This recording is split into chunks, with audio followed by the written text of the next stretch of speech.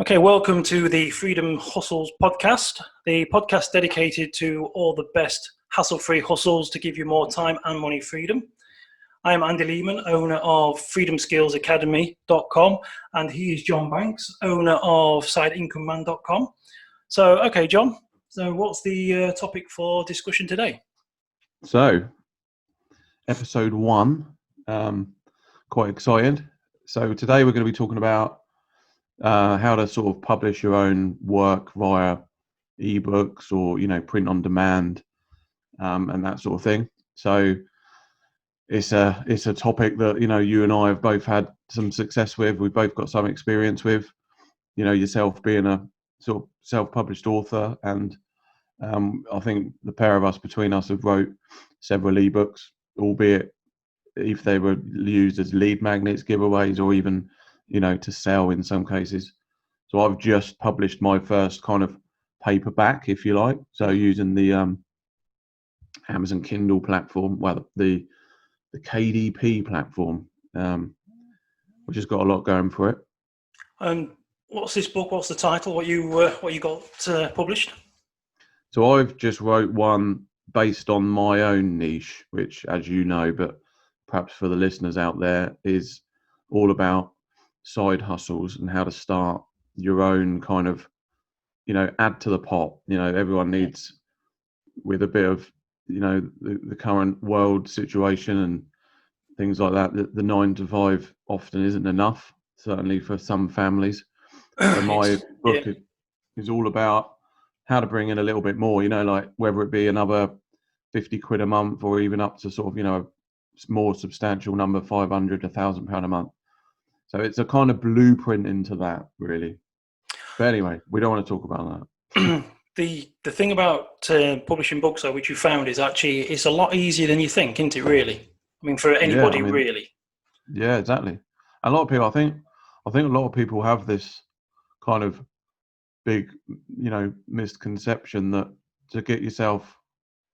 I mean, I don't claim myself as an author, but I suppose technically now, because you've got a book out, you can. But to actually get yourself published work nowadays, you don't need to go to the publishing house and plead with them, or you haven't got to buy 500 copies up front and then distribute it around. You can literally get the work that get the content that you've got. In my case, it was a series of kind of already pre-written stuff, really, as a blogger, and I'd already had a bit of content there. It was just a matter of tweaking it, really, for a sort of different audience, and then, and just uploaded it, really. I mean, you've got the experience as well when it comes to, probably even more so than me. I mean, mine was done almost like the old-fashioned way, really, of sitting down, writing it out, and then spending here with certain sections of each day. I would chop out maybe half an hour an evening, or an hour an evening, or something, and just literally try and cram it all together.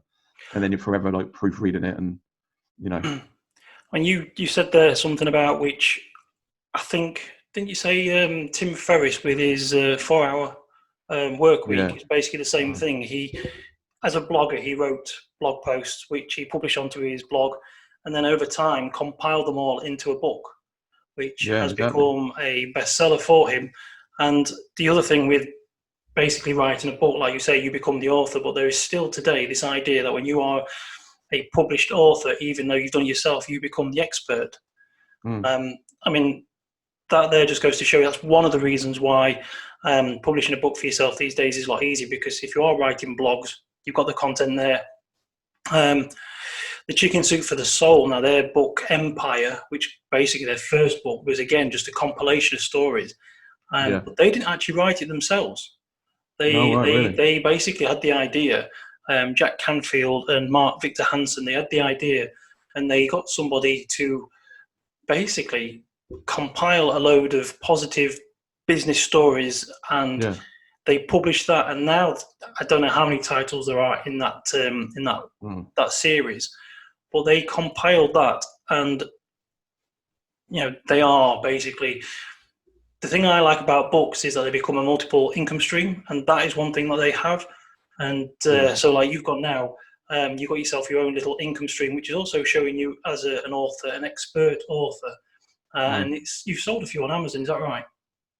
Yeah, I mean they sell. Yeah, I mean they're not by no means bestseller status, but I mean in a way I kind of done it for different reasons really. I sort of done it as a. I mean, there's another model here which we're talking about, which I know you mentioned just then, the income stream aspect of it, which is great. But I think we should also touch upon the sort of another popular model, which is the kind of lead magnet reasons, which is another very popular among like Russell Brunson just springs to mind. I'm sure there's other marketers, but he is a classic. So for people that don't know, Russell Brunson's a big digital marketing entrepreneur that owns a piece of software which is called ClickFunnels, but it's basically about sort of streamlining the whole sales funnel technique. So he's kind of pretty much, he's perfected that, if you like. But prior to that, I mean, and also the feed into that is he's also got, I think it's 3 now, possibly 4 books out. I mean, these are proper books that you'd pay like 15 quid for, $15. But he also gives them away as free, providing people pay the shipping, and then of course they opt into his list. But throughout the book, there's kind of little, sort of not subliminal, but there are sort of messages within it, for sort of further reading, if you like, to go and check out his main product. And that was really the main reason for mine, was to kind of lead people back to the blog. Basically, they're pushing the back end, which is the more expensive products. The Russell Brunson books I've got, there's 3 in the trilogy, the Secrets trilogy, the Expert Secret, .com Secrets. Traffic, I think the last one, isn't it? Traffic Secret. But they all, I mean, basically he's involved with this one with Jim Edwards, which again points back to Funnel Scripts, which is another one of his software, which is obviously a lot more expensive. So not only are they sort of generating money from the sales, but they are, like you say, using them as a lead magnet. But Jim Edwards, in one point he made, because it's all information based, it's information publishing. There's different ways of publishing information. You can either do it yourself, or you can do it through Amazon Kindle. You can do it through JVZoo, and things can be a lot more pricey. Like I say, these books here are sort of £20 to buy from Amazon. Yeah. Or if you're buying from Russell Brunson, like you say, you pay for the postage, because then he pays for that. But he's obviously covering the cost, basically. Yeah, he's covering the cost because people are going to buy the back end. But you can publish things for yourself from your own website. I mean, here's one which I got, which is basically it's the same information as in this one. And so what's that? For the people on the podcast, what's that one called? This one's One Letter from Retirement by Stephen Gregson. And that's £77. And it's copyrighted. And this one here, which Jim Edwards, is copywriting secrets. Yeah. But one of the great things that I like about Jim Edwards is that he gave me an idea. Well, he gave me several ideas. One idea was that if you wanted to publish a quick book, is that you basically interview quite a few people in a specific field. Yeah. And he talked about doing it over the phone, and then you get someone to transcribe it or use software, because software these days is incredible. Because I use Google Docs, and I often use the speech to text app, which converts a lot of the text into words, and it is pretty good, pretty smart.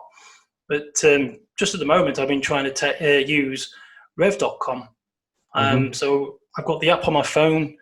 I speak into it I kind of aim for sort of between 8 and 10 minutes, because it's $1.25 per minute for transcription, which basically works out about £10 an hour for what I work out.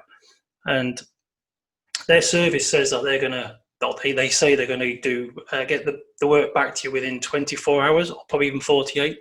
But so far, every time I've done it, it's been back within an hour. Wow. So I get it as a document, and I can edit it. So it is. It's possible to write a book within several days, really. I mean, there's editing to be involved. Yeah.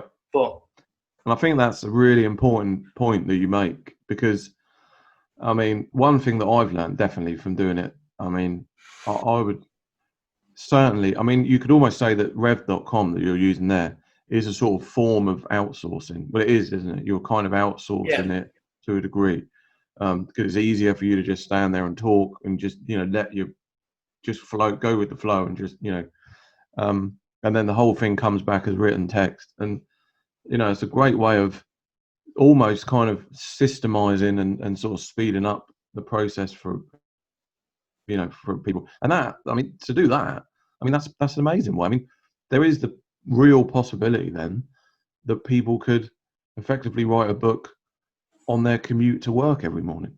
Oh, very much so. I mean, I used to take myself for a walk for 20 minutes, and I used to be able to talk up to sometimes 2,000 or 3,000 words, because the average typer can type around 70 words per minute. But they say that if you're speaking, you can get between 200 and 250 words per minute. They say that we think in about 400, but it's trying to get it out of the mouth or out of the fingertips. But, 200 words a minute, where, like I say, if you time yourself, you work out you want to spend about £10 or $10, whatever it is, you work out how long you want to be. You have a sort of a card like this. So I've got a card with bullet points on it. So there's ideas that I want to, talk about. I take myself for a walk, or I sit in a comfy chair, read those, and then I talk. And I use it as a content dump. So basically, I get lots of stuff, which then I will, like a gardener, I'll come along and prune and edit. So yeah, you could be left with a lot of stuff that you can. There'd be a lot of things probably repeated or anything like that. But you talk as if you're talking like we're doing now, just talking to the microphone on your phone, and then recording and it transcribed. It's a fantastic way. And I think if it is your, for example, if it's something that you're kind of passionate about and it's an interest, if it's something that doesn't require, hours and hours of research, if it's something that you already have that kind of knowledge about or have that skill set, and you find sort of conveying your ideas, quite an easy thing to sort of get across, then that whole kind of talking into it, I guess, is definitely a way to go. I mean, it's not. I haven't tried it yet. I mean, when you mentioned the Google Dictate, obviously you can use that on any smartphone as part of the keypad. That's how I kind of comment now on stuff. I know we're kind of drifting off a little bit, but if I have to if I want to comment on a blog post, or if I want to comment on a social media post or something, I'll just use that, because it's so quick, so much quicker. And like you say, the AI now is really good at kind of knowing, when you mean certain words and this, that, and the other. So yeah, that's great. Yeah. I mean, the technology is good with like Google Docs, is that, because if you give it a command like new paragraph, full stop, new paragraph, then it does break it up. If you say a capital letter or question mark, it generally puts them in there. So it is quite good. So what you were saying there about information that I just wanted to mention the fact, like, there's lots of people out there, like you say, who probably never thought about writing a book. They're probably struggling. They probably want some extra money, or they're probably looking at sort of getting into a business or something that they can sell. The things with ebooks or physical books is, as we just said now, they can actually be a lot easier to make than you realise, because you can make them. You can use Google Docs, you can write, you can speak into it, you can use a service like rev.com. But then there's places where you can sell them. Like you say, we both have. I've got a fiction story on Amazon, but you've got your book. We both use print on demand. So there's Amazon Kindle. How easy was that to get your book on there? Oh, I mean, it was, I mean, so there's two places. So you've got Amazon Kindle, which is obviously the digital format for people that read it on their Kindle readers and ebook readers and that sort of thing. And then there's the Kindle Direct Publishing, or KDP as they call it. So it's kdp.amazon.com. And then, so that basically allows you to print, actual, I'll show you mine. Again, the podcasters can't see, but basically to print actual physical copies of your book. Okay. Now, I didn't want a kind of novel like War and Peace. I actually wanted the feeling of a kind of expensive magazine. Okay, that's the kind of what the feel I wanted. So I went for the sort of larger style. You don't have to do that. Obviously, you can make it however big or however small you want.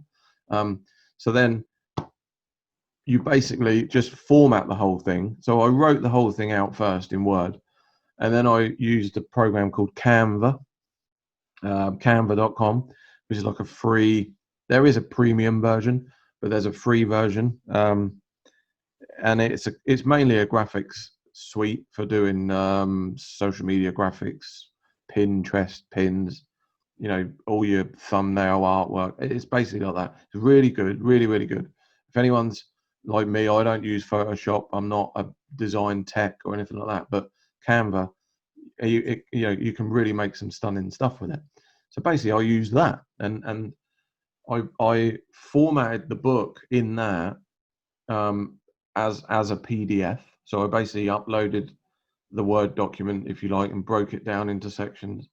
And then you can put pictures in, and obviously in the book I wrote, it's a lot of tutorial based stuff. So I included pictures and stuff, and you can kind of lay it out as you want, and then you basically download it as a PDF. So it becomes an ebook then, and as the PDF, you're free. If you didn't want to sell it, obviously you could download that as a PDF. That could automatically become your free ebook. If you wanted to give it away as a on your website, you could sell it on your website. You can sell it on one of the numerous third-party sites we've talked about out there. JVZoo, ClickBank, Gumroad is another one. Gumroad, which is I think mainly ebooks. I think essentially ebooks. Yeah. So you can upload it on there, stick a price on it, and then away you go. Or in my case, I wanted the physical aspect. So you upload the PDF. You've then got to design your own cover. There is a tool in the KDP platform if you want to use their own. Okay. I didn't like it. So again, I used Canva, made the cover. But I just done something really simple, it's basically a title, and then, it's got like a nice one vector image on the front. And as long as you've got your title on the book cover somewhere, if you don't put it on there, which why you wouldn't, I don't know, but if you didn't put that on there, it wouldn't pass the sort of spec, so they would reject it. So as long as that's on there, and they'll assign you a barcode number, so they do all that. And then basically you upload it, and then you just put your price tag on it, do a little bit of SEO, which if for people that aren't familiar, you sort of put some descriptive words in to help. If you imagine someone trying to buy your book, what would they be putting in to try and buy it? To basically, search for it. You want to try and describe it a little bit. Yeah. And then you price it up, and then, I mean, mine was published, I think, within a day or 2 days, and I made sales on the first day it went live. So, and that just shows you really what you can do. I mean, I know people who are doing this. That's all they are doing this for a living. They are serial book publishers. Well, in this book here, which I was just reading recently, it's an old book, but it's about how to write and publish your own ebook in as little as 7 days. Yeah. If it took you a month to write a book, and like you said, you did that as your job, that's 12 books over a year. Mm-hmm. You know what I mean? So I mean, if it is actually that simple to write, and you said publish, you got yours published within a day, but you also create your own covers. But you can go to places like Fiverr.com, can't you, for some of to get the formatting done and the covers done. Even if you decided you want to invest, you could get a high quality book done for possibly around 50 quid. Yeah, I think I probably would. I think next time, I wanted to do the whole thing because I quite like. It's a skill now. You've learned that once you've done it, once you kind of know how to do it. It's quite good to learn these things. But again, what we talked about earlier, like you using rev.com, and that's almost like a form of outsourcing. Yeah. So I think I would, if I did another book, which I've got a few ideas for, but there are things of it that I would probably, don't get me wrong, none of it's really difficult. But things like proofreading and obviously you have to spend a few days just double checking everything, and you know, and I always think if you read your own work, because we used to do this, you know, when we used to write for certain blogs, we would publish our own work and Yeah. think that's great, it's done, and then the other person would read it back and go, hang on a minute, have you Yeah. seen that? And it would be a little small thing that no one would really care about, but in You'd the often, eyes of yeah. publishing world, you would probably spot something that you or may not have spotted on your own. Yeah, you used to Yeah. send me a message every now and again and saying, "Is that meant to say that?" And I'd be like, "Oh no." So Well, yeah, but then that's the same, and I'd be the same. I'd used to send me mm, ones, and that I think proofreading is difficult to proofread your own stuff. I don't know why, but that's I from what I would think say. I'd probably outsource that. because you've got the idea in your head. It's like skim reading, isn't it? You know what you're Yeah, thinking, and so you're lost in your thought than the actual written word. If someone's never actually read it, it's all new to them. You know what's yeah, coming ahead, so you skim read and go quite flying over it. But the other thing that you said about the outsourcing some of the work makes me think of the 80/20 principle, which is something we'll probably talk about more in a future podcast. But the 80/20 principle basically states that if you can spend more time working on the 20% of the work which brings in 80% of your revenue, you yeah, should do that and try and outsource the jobs definitely, that. So if definitely. you're writing and you know that your writing can bring in the money, then Mm, pay someone to proofread, and then you start yeah, on your next project. yeah, definitely. Because I mean, basically, that's exactly the way to do it. And I also think that applies to, you know, all types of business, and especially sort of the online stuff. A lot of things, I find a lot of the repetitive stuff that, you know, if you can outsource it, then you really should try, mm, and leave the more. No, I don't want to undermine the work, the other work, but leave the more kind of expert stuff that you're trying to get across, your message. You know, leave that to you. and pay Uh, peanuts for the well, I mean, the easier stuff, yeah, or the you yeah, know, the other stuff that needs doing. Yeah, I mean, but again, I should point out, if you're just starting out, and you know, obviously you haven't got a budget yet, or you're not yeah. even sure what you want to do, then you don't need to outsource any of it. You can do the whole thing. Oh It's yeah, not as difficult, and also we should probably, while we're here, I'm just keeping an eye on the time because we should probably wrap up in about 5 minutes. But yeah. just to kind of another little point to make, really, about books. Um, it's amazing that there aren't that many people that actually realise yet that you can even publish your own kind of journals and workbooks, and you know, things which, Something like yeah. that. So we printed basically a blank textbook, I think, Mm, um, that's one you for, created, wasn't it? yeah, and The book essentially of my side hustles. it's a blank textbook, but you can brand it, you can put your website on the back, whatever. You know, even you're not going to make mega bucks on it, but you could make a few dollars on each one, and then that's kind of where you start. So if you did that as your book one process, you've learned the whole process, you know the steps of actually physically getting it from draft to on the shelf. Yeah, Once you work that out, you're good to go, and then you can start, you know, writing your masterpiece or speaking your masterpiece. yeah. So one thing I just wanted to sort of quickly to talk about before we disappear, as you say, the clock's ticking. Um, you've got your book. We can publish it onto Amazon Kindle. It can go, if it's fiction, it can go into something like Kindle Unlimited, where you get paid like a rent, Yeah, which is different. You can sell it on Amazon Kindle. There's Google Play. There's all these different places you can sell your ebook.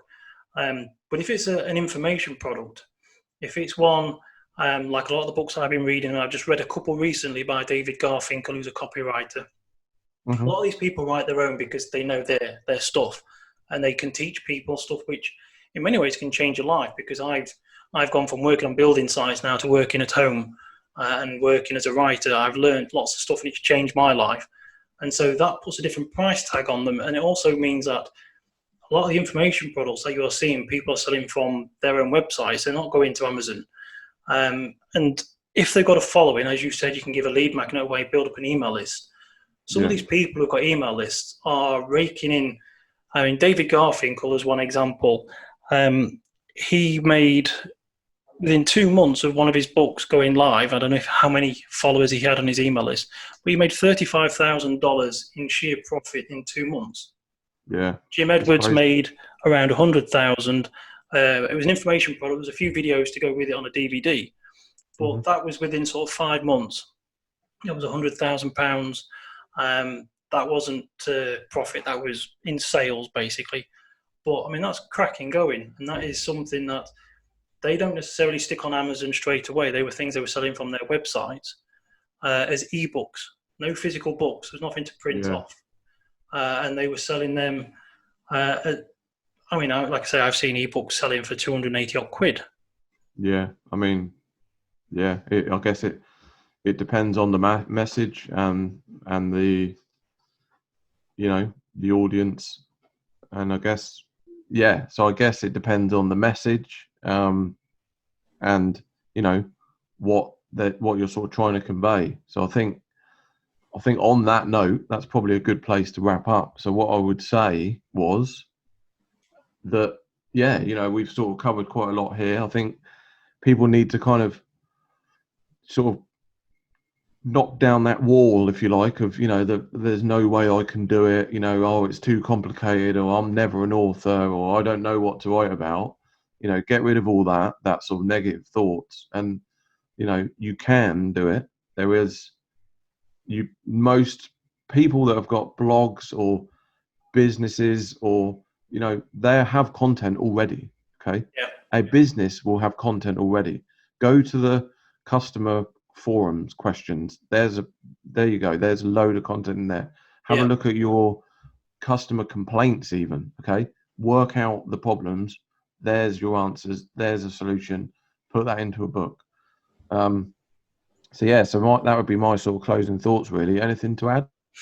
Basically, it's just the same thing. It's like, I think people should really consider it. Like you say, these days, you may not think you're an author, but to be fair, we're not talking about writing the next One Piece or, literature giant. You're basically trying to give a solution to a problem, or helping people out, or teaching people something that which has helped or worked other people. I mean, the amount of books that I've got by copywriting legends, and they're basically all saying roughly the same thing, maybe from a different angle, but I bought them and I read them, and none of those copywriters and marketers have ever sat there and said, do you know what, I'm not going to write this because several's already been done. It's been done before. So they're still doing it, and they're still making a killing, growing a business, and it really is good for the business. They can build an email list, like you say, give it away for free as an ebook. They can sell it, but it's just so easy. It's just so easy these days, and like you say, the tools are there, technology's there. You can do it within a week if you really wanted to. Wow. Okay. So there you go. So I think that's a good place to end. Thanks very much for listening, watching, however you're doing it. And it's been great fun, and hopefully we can keep this up, and we will see you on the next one. I'm John Banks, sideincomeman.com, and I'm Andy Lehman. I'm from freedomskillsacademy.com, and we shall see you on the next podcast. Over and out.